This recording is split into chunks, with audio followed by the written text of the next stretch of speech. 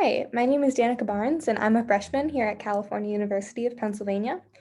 I did my project on the effects of coping humor, and by effects, I mean any emotional or psychological consequence of using coping humor as a way of stress relief. So, coping humor is defined as any humorous joke or antidote that relieves stress in some sort of distressful situation. So, coping humor has been found to limit the effects of stress, the negative effects that is, and heighten somebody's ability to handle stress. So, that's very important in a society that's so fast paced like ours is.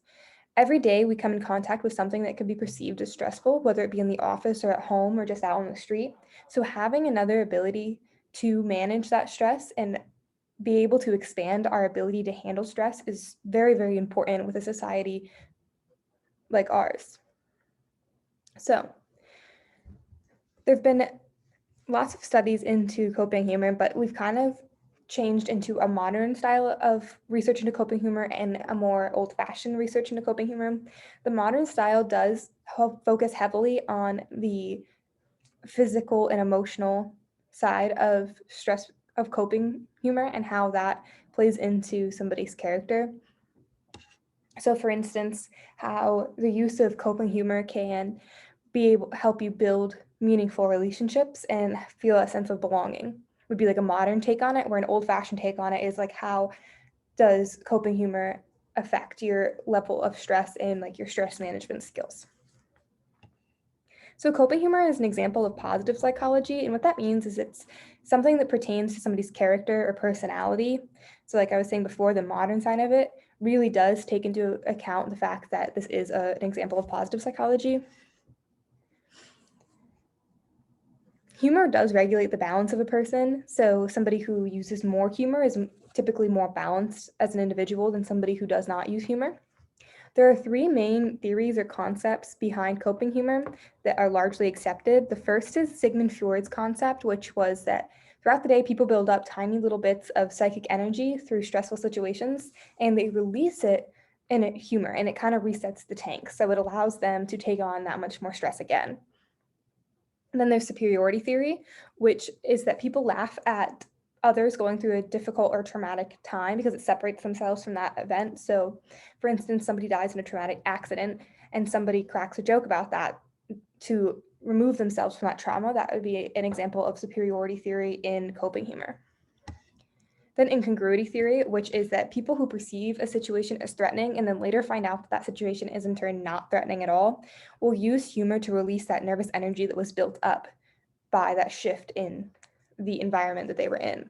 So if somebody gets a threatening email from their employer that kind of alludes to the fact that they might be fired, and then an email comes right after that saying, oh, my mistake went to the wrong person, somebody who cracks a joke after that would be using incongruity theory as a form of coping humor. Some of the major studies done there was one by William Fry who looked into how humor affects people regulating their emotions. And then he found that people who use coping humor are more likely to be able to regulate their emotions and seek support from their community or team if they're in like an office setting. So that lends to like their building of their sense of belongingness, because if they rely on other people and seek that support, they're going to feel like more of a unit instead of just one individual person. He also found that people who use coping humor manage their emotions to a wider extent, so they're able to handle more emotion and they're able to handle a variety of emotion. And then in turn, they have a better time interacting with others who are experiencing a wide range of emotion. They also found that people who are able to use humor as a coping mechanism have an easier time solving problems because they can remove themselves from the situation with humor. So there was another study that explored the relationship between coping humor and subjective happiness, and they found that there's a positive link between subjective happiness and coping humor. Belongingness, forgiveness, and coping humor was associated with higher feelings of belongingness. They also concluded that coping humor could improve university students' sense of belonging and overall happiness. A more modern study was done this year, and it was done on coronavirus disease stress among Italian healthcare workers at the beginning of the pandemic. And they concluded that those who are more in contact with COVID-19 had higher levels of stress, which makes sense. Those who used avoidant coping mechanisms experienced more intense stress compared to those who used humor-based coping mechanisms, who perceived stress as a less of a fearful experience than others. And they had an easier time overcoming that stressful situation.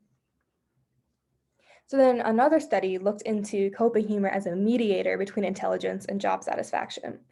So they did a study on Chinese primary school teachers, and they looked into how emotional intelligence increases job satisfaction. And they found that coping humor is that positive link between emotional intelligence and job satisfaction.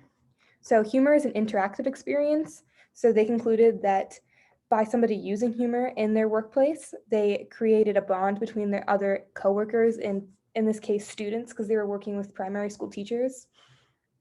And that creates a higher level of belongingness, maintains better relationships, and in turn creates more happiness.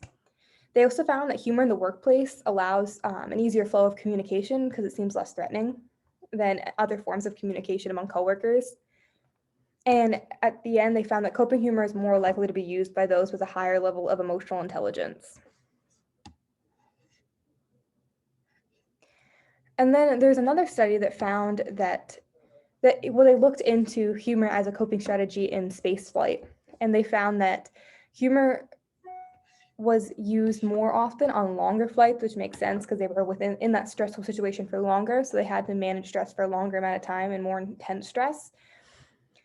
And then the national majority used aggressive humor more often than the national minority. So those who were a part of the majority in like a race and ethic sense use more aggressive humor, and that could be like a critical humor or like a self-degrading humor. And those who were a minority racially used or religiously used a more positive sense of humor. So then they use like an enhancing humor. So they express like a humorous outlook on life, problem-oriented humor. So humor having to do with a specific problem at hand. They didn't so much use that self-degrading and aggressive humor that the minority or the majorities used. Overall, it was found that coping humor has very few, if any, negative consequences to its use. The only one that could be concluded was if you're around, you have to know your audience, and if you're around an audience that is not going to appreciate your sense of humor, that of course could hinder your relationship with that person.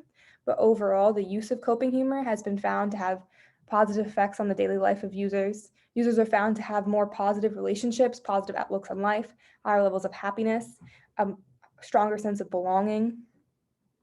They're better at managing stress. They usually produce more quality work because of that ability to problem solve and use stress to their advantage. And they've been able to manage relationships with other people very, very strongly. And it helps them a lot within like a team setting or like a workplace setting where you're working with a group of coworkers. So overall, coping humor is almost an entirely positive mechanism for dealing with stress. And by researching more into it and learning how to teach this mechanism, we could greatly impact and increase levels of happiness and stress management amongst the general population. Thank you.